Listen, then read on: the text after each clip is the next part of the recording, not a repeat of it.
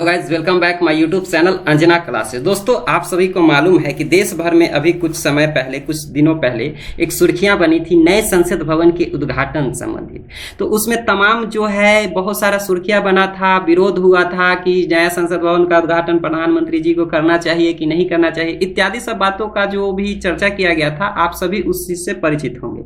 लेकिन एक सुर्खियां दैनिक भास्कर कवर कर रही है, जिसमें एक न्यूज आपको मैं दिखा रहा हूं। कुछ न्यूज इस प्रकार है कि नया लोकसभा में 888 कुर्सियां होंगी। यानी कहने का अर्थ है कि अब जो नया संसद भवन बना है, तो उसमें लोकसभा में सांसदों के बैठने के लिए 888 कुर्सियां होंगी, जो कि वर्तमान जो अभी चल रही है 545 है, जो कि जिसमें से 543 निर्वाचित होते हैं। तो 545 के जगह अब इसकी संख्या 888 हो जाएगी और इससे राज्यसभा में भी सीटों की संख्या बढ़ेगी। तो इससे जो है दक्षिणी राज्य चिंता में है। तो दक्षिणी राज्य चिंता में क्यों है? अगर ऐसा कब होगा? जब परिसीमन होगा। तो परिसीमन होने के बाद हिंदी भाषी राज्य, अगर हिंदी भाषी राज्य की बात करेंगे, जहां बिहार, उत्तर प्रदेश, इधर का जितना भी हिंदी भाषी क्षेत्र है, पंजाब इत्यादि में सीटों की संख्या जहां 84% बढ़ने का अनुमान है, वही दक्षिणी भारत की बात करेंगे तो वहां सीटों की संख्या में बढ़ोतरी बिल्कुल मात्र 42% हो जाएगी।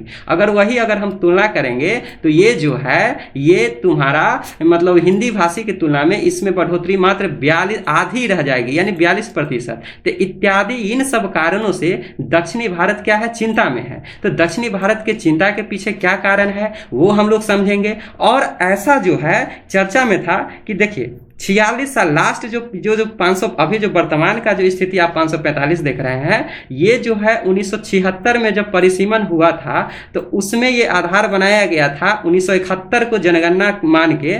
तो 1971 के जनगणना को आधार मान के परिसीमन किया गया और उस समय जो उसका संख्या फिक्स किया गया 545, जो वर्तमान में अभी चली आ रही है। 2001 ईस्वी में जो परिसीमन हुआ था, उस वक्त भी परिसीमन करने के बाद सांसदों की संख्या नहीं बढ़ाई गई, क्योंकि वर्तमान में सांसदों को बैठने की जो संसद भवन है वो संख्या पर्याप्त नहीं थी और उसको ये बताया गया था कि 2026 तक नहीं बढ़ाया जाएगा। लेकिन अब अनुमान है कि अब 2021 में जो आखिरी जनगणना होने वाली है वो अभी हुई नहीं है। अगर ये जनसंख्या को आधार मान के परिसीमन हुआ तो निश्चित ही इसकी संख्या में बढ़ोतरी होगी। उसी संख्या को अनुमान भविष्य को देखते हुए नए संसद भवन का उद्घाटन किया गया, जिसमें सांसदों की संख्या में क्या होगी? बढ़ोतरी होगी। तो इत्यादि इन कारणों से दक्षिण भारत में क्या चिंता है वो हम लोग समझेंगे।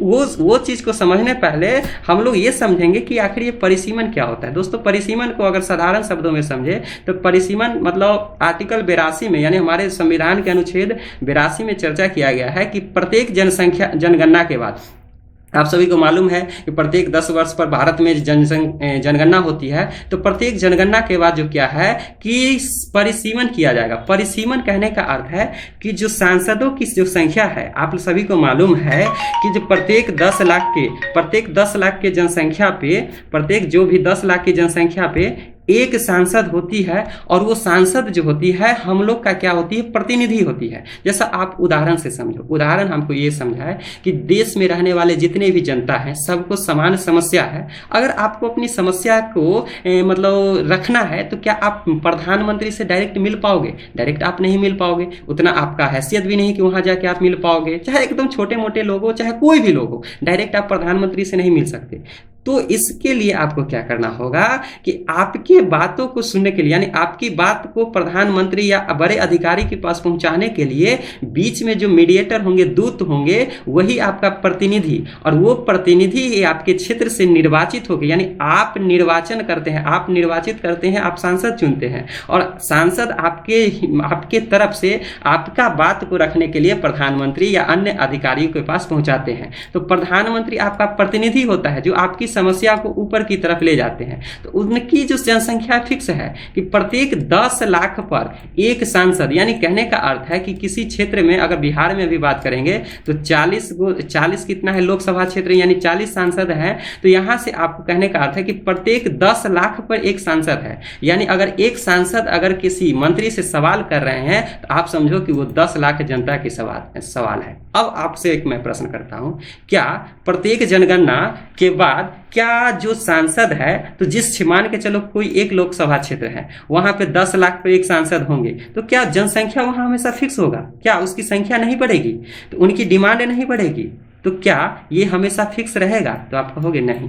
तो इसको बदलने की जरूरत है। बदलने के लिए आपको समय समय पर इसका सीमा का निर्धारण किया जाएगा कि हाँ, यहाँ अब जनसंख्या बढ़ गया है, अब एक सांसद से यहाँ काम नहीं चलने वाला है, अब सांसदों की संख्या में क्या होगी? बढ़ोतरी। ये सब का चर्चा आर्टिकल 82 में किया गया है। दोस्तों, यहाँ पे मैंने देखा कि चर्चा किया था कि वर्तमान में जो परिसीमन के आधार पे जो 545 सीट है, यहाँ बैठने के लिए पर्याप्त, अब जो 2026 में होगा, 2026 के बाद परिसीमन सांसदों की संख्या में बढ़ोतरी होगी, उसके लिए पर्याप्त नहीं था। यही कारण है कि नए संसद भवन का निर्माण किया गया, जिसमें 1200 से अधिक अब क्या होंगे? टोटल सांसद बैठेंगे। हालांकि इसके बारे में अलग हम चर्चा करेंगे कि इसका क्या खासियत है, उसको अगले कभी वीडियो में देखा जाएगा। अब हम लोग जो मेन मुद्दा था कि जो दक्षिणी भारत है, नहीं दक्षिणी राज्यों में चिंता का क्या कारण है। दोस्तों, अगर ये ऐसा किया गया परिसीमन, जैसा कि अभी हमने चर्चा किया था, जो आखिरी जो अभी वर्तमान में जो सीट चली आ रही है, ये 1971 की जनसंख्या को आधार माना गया था। दरअसल 1971 में क्या हुआ था कि टोटल भारत की जो जनसंख्या थी 54 करोड़ थी। कितनी थी? 54 करोड़। अब बताओ, 54 करोड़ था, तो इस लहजे से आप देखोगे तो 54 करोड़ में आप देखोगे तो प्रत्येक 10 लाख पे देखोगे तो एक सांसद होती है। इस हिसाब से टोटल जो सांसदों की संख्या 543। लेकिन अगर अभी 2021 को नहीं, अगर अब 2011 की जनसंख्या को आधार मानो परिसीमन के लिए, तो 2011 की जनसंख्या में, वर्तमान 2011 में भारत की जनसंख्या 121 करोड़ है। उस लहजे से आप देखोगे तो वर्तमान में अभी जो सांसदों की जो संख्या है 1210 होनी चाहिए, जो कि पुराने वाले संसद भवन में बैठने के लिए पर्याप्त नहीं था। तो यही कारण है कि नए संसद भवन का क्या किया गया? निर्माण किया गया। अब दक्षिण भारत में क्या देखो, दरअसल दक्षिण भारत की चिंता का विषय क्या है कि दक्षिण भारत में जनसंख्या हिंदी भाषी की तुलना में कम है। कारण क्या था कि 60 से 70 के दशक की अगर हम बात करेंगे तो उस समय जो वर्तमान की जो सरकार थी, वो जनसंख्या को कंट्रोल करने के लिए एक नियम लाई थी, यानी कि जनसंख्या नियंत्रण के लिए। तो जनसंख्या नियंत्रण के लिए क्या हुआ कि हिंदी भाषी क्षेत्रों की तुलना में दक्षिण भारत के जो राज्य थे वो ज़्यादा इस पर अमल किया और वो जनसंख्या पर ज़्यादा कंट्रोल किया। लेकिन जनसंख्या पे तो कंट्रोल किया, लेकिन इसका दूसरा पहलू ये हुआ कि उसका जो परिसीमन होगा, तो सबको मालूम है कि जो सांसदों की जो संख्या होता है, आपका प्रतिनिधि का संख्या जो होता है प्रतिनिधित्व करने के लिए, वो जनसंख्या आधार होता है।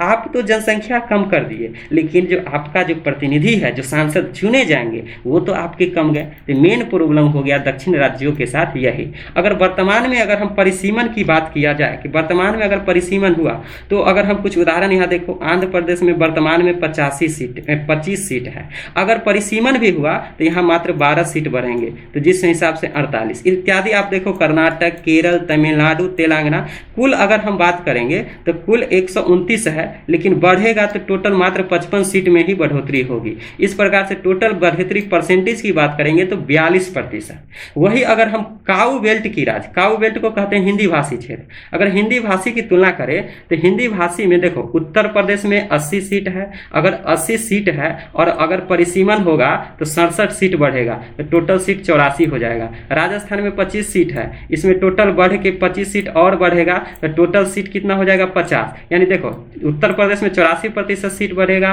राजस्थान में 100%, मध्य प्रदेश में देखो 29 से 24 53 हो जाएगा, बिहार में 40 है तो 76 यानी 36 सीट बढ़ेगा।